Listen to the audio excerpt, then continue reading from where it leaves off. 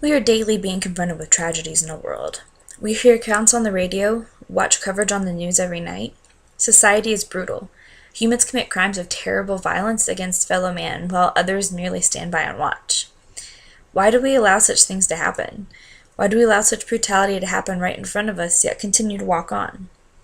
The answer to the why is the bystander effect. The bystander effect states that the presence of others inhibits helping. Oftentimes we see tragedy occur, but fail to act because we assume someone else will help. We feel that sometimes the person may fare worse if we butt into the situation, or we assume that since everyone else is watching, maybe they know something we don't. Perhaps with the crowd around, we fail to realize there is an emergency at all. The bystander effect does not explain why people do bad things.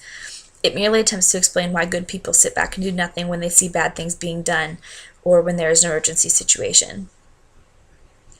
Take into account the case of a man named Rage Ibrahim, I think. In 2008, Mr. Ibrahim was convicted of sexually assaulting a woman in a hallway of an apartment building in St. Paul, Minnesota. A surveillance video showed as many as 10 people opening their apartment doors and viewing Mr. Ibrahim beating and raping this woman. But all they did was close their doors and go back into their apartment. Though she screamed for help, nobody did anything. At one point, 3 men did approach Mr. Ibrahim, and he got off the woman and pushed one of them away, after which the men retreated. Though she screamed, nobody called 911 for more than an hour. This is just one of the many cases of the bystander effect that can be read online or in textbooks, or even viewed on YouTube, or seen in our daily lives. It's clear that there's a need for us to help one another. Our society can't function without our ability to rely on our fellow man. So what can we do to solve the problem of the bystander effect? The first thing we can do is notice the problem. Noticing the problem involves becoming less self-involved and starting to notice the world around us. Don't view everything that's not on your personal agenda as a distraction, and don't be so consumed with self-concerns. The second thing is to interpret the event as an emergency. Stop worrying about the ambiguity of a situation. If you don't know if a person is truly sick, ask.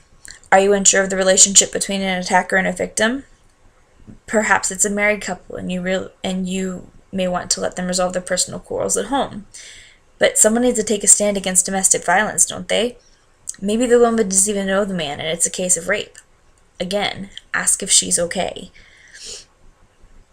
Finally, refute pluralistic ignorance. Just because no one else seems worried doesn't mean they shouldn't be. Get past your own self-consciousness and step out to offer aid.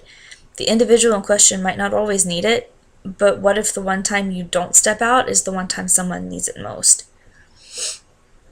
The third thing you can do to refute the bystander effect is to take responsibility for providing help. Don't diffuse the responsibility and assume that someone else has already called or will call 911. Go and offer aid yourself. Fourth, you can decide how to help. Don't let your insecurities or lack of competence keep you from offering to help. Just because you might not be trained to handle a situation doesn't mean you can't still help. And finally, actually step in and provide help.